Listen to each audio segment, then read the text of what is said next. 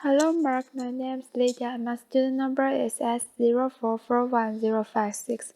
The title of the speech is How Christmas Lights Help Guerrillas Put Down Their Guns by Miquel Sokoloff. I'm the sophomore at NCUE. So I thought a lot about the first word I said today, and I decided to say Colombia. And the reason, I don't know how many of you have visited Colombia, but Colombia is just north of the border with Brazil. It's a beautiful country with extraordinary people like Miquel and others. Laughter. And it's populated with incredible flora. It's got water. It's got everything to be the perfect place. But we have a few problems. You may have heard of some of them. We have the oldest standing gorilla in the world. It's been around for over 50 years, which means that in my lifetime, I have never lived one day of peace in my country. This gorilla and the main group is the FARC guerrilla, Revolutionary Armed Forces of Colombia. They have financed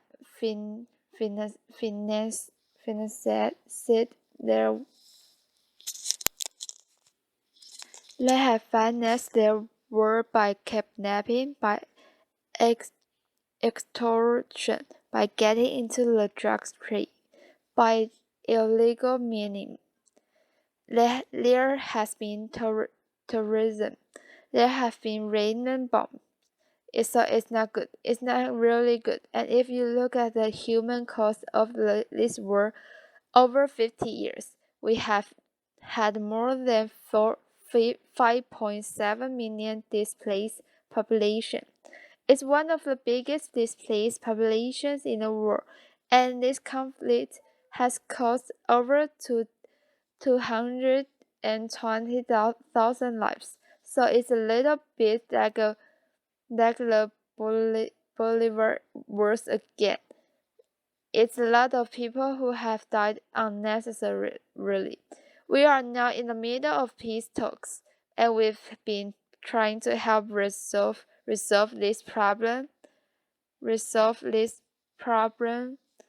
peacefully. And as part of that, we decided to try something completely literal and different: Christmas lights.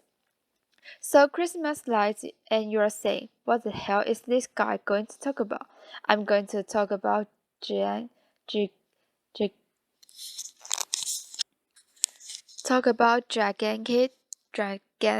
trees that we put in nice strategic pathways in a jungle covered with Christmas lights.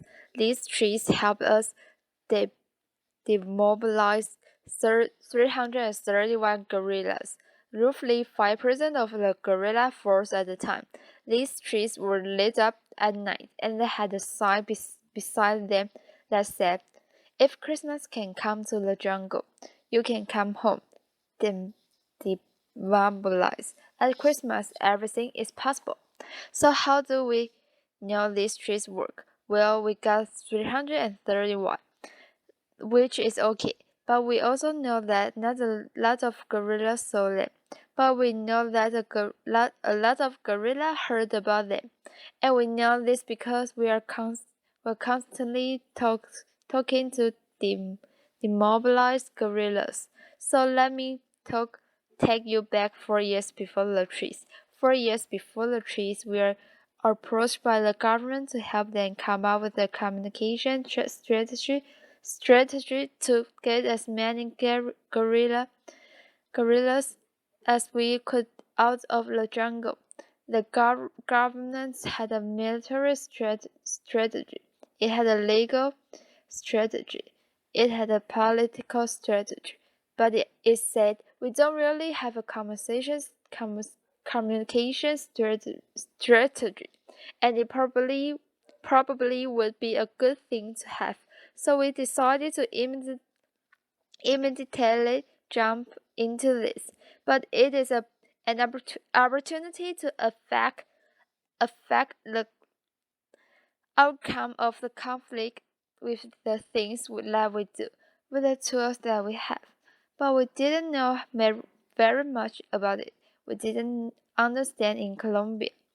If you live in the cities, you are very far away from where the war is actually happening, so you don't really understand it. And we asked the government to give us access to as many demobilized guerrillas as possible, and we talked to about 60 of them before we felt we fully understood the problems we talked about. They told us why they had joined the guerrillas, why they left the guerrillas, what their dreams were, what their frustrations were. And from those conversations came the underlying insight that has guided the whole campaign, which is that guerrillas are as much president of their organizations as the people they hold hostage. And at the beginning, we were so touched by these stories. We were so amazed by these stories that we thought that maybe the best way to talk to the gorilla was to have them talk to themselves. So we recorded about 100 different stories during the first years, and we put them on the radio and television so that the gorillas in the jungle could hear stories. Their stories, or stories similar to theirs, and when they heard them, they decided to go out. I want to tell you one of these stories. This person you see here is Giovanni Andrews. Giovanni Andrews is 25 when we took that picture. He had been 7 years in the guerrilla, and he had demobilized very recently. His story is the following. He was recruited when he was 17, and sometimes later in his squadron. In his squadron, if you will, this beautiful girl was recruited, and they fell in love. Their conversations were about what their family was going to be like, what their kids' names would be, how their life would be when they left the guerrilla. But it turns out that love is very strictly forbidden in the lower ranks of the guerrilla. So their romance was discovered, and they were separated. He was sent very far away, and she was left behind. She was very familiar with the territory. So one night, when she was on guard, she just left, and she went to the army. She demobilized, and she was one of the persons that we had the fortune to talk to. And we were really touched by this story, so we made a radio spot. And it turns out by chance that far away, many kilometers north, he heard her on the radio. And when he heard her on the radio, he said, "What am I doing here?" She had the balls to get up. "I need to do the same thing." And he did. He worked for 2 days and 2 nights, and he risked his life, and he go up. And the only thing he wanted was to see her. The only thing that was in his mind was to see her. The story was legitimate.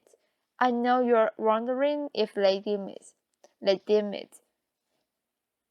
She had been recruited when she was 15, and she left when she was 17.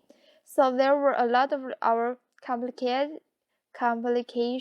but they did eventually meet. I don't know if they're together now, but I can find out later. But what I can tell you is that your radio strategy was working. The problem is that it was working in the lower ranks of the guerrillas. It was not working with the commanders, the people that are more difficult to replace, because you can easily recruit, but you can't get the older commanders. So we thought, well, we will use the same strategy. We'll have commanders talking to commanders, and we even went as far as asking ex-commanders of the guerrilla to fly on helicopters with microphones telling the people that use the fight with them. There is a better life out there. I'm doing good. It's not worth it. Etc. Etc. But as you can all imagine, it was very easy to counteract. Because what was the gorilla going to say? Yeah, right. If he doesn't do that, he's going to get killed. So it was easy. So we were suddenly left with nothing, because the gorilla were spreading the word that all of those things are down, because if they don't do it, they're in danger. And some brilliant person in our team came back and said, "You know what I noticed? I noticed that around Christmas time there have been peaks of demobilization since this war has started, and that was incredible, because that led us to think that we needed to talk to the human being and not to the soldier. We needed to step away from talking from government to army, from army to army, and we needed to talk about the universal values, and we needed to talk about humanity. And that was when the Christmas tree happened. This picture that I have here, you see, this is the playing of the Christmas trees, and that man you see there with the 3 stars. He's Captain John Manuel Valdez. Captain Valdez was the first high-ranking official to give us the helicopters and the support we needed to put these Christmas trees up. And he said in that meeting something that I will never forget. He said, "I want to do this because being generous makes me stronger, makes me feel stronger." And I got very emotional when I remember him, because he was killed later in combat when we really missed him. But I wanted you all to see him, because he was really, really important. He gave us all the support to put up the first Christmas trees. What happened later is that the gorillas who comes out during the Christmas tree operation and all of that said they are really good. Christmas trees are really cool. But you know what? We really don't work anymore. We use rivers. So rivers are the highways of the jungle, and this is something we learned. And most of the recruiting was being done in and around the river villages. So we went to this river village and we asked the people, and probably some of them were direct acquaintances of the gorillas. We asked them, "Can you send gorillas a message?" We collected over 6,000 messages. Some of them were not saying, "Get up." Some of them were toys. Some of them were candy. Even people took off their jewelry, their little crosses and religious things, and put them in these floating balls that we sent down the river so that they could be picked up at night. And we sent thousands of these down the rivers and then picked them up later if they weren't. But lots of them were picked up.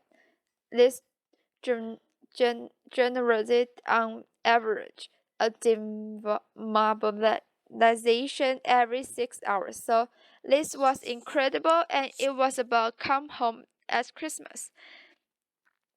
Then came the peace process, and when the peace process started, the whole mindset of the guerrillas changed, and it changed because it makes you think, well, if there's a peace process, this is probably going to be over. At some point, I'm going to get out, and their fears completely changed. And their fears was not about, and I'm going to get killed. Their fears were, and I'm going to be rejected when I get out of this. And Am I going to be rejected? So the past Christmas, what we did was we asked. We found 27 mothers of gorillas, and we asked them to give us pictures of their children when they only could recognize themselves, so as not to put their lives in danger. And we asked them to give the most motherly message you can get, which is, before you were a gorilla, you were my child, so come home. I'm waiting for you. You can see the pictures here. I'll show you a couple. Applause. Thank you. And these pictures were placed in many different places, and a lot of them came back. And it was really, really beautiful. And then we decided to work with society. So we did the mothers around Christmas time. Now let's talk about the rest of the people.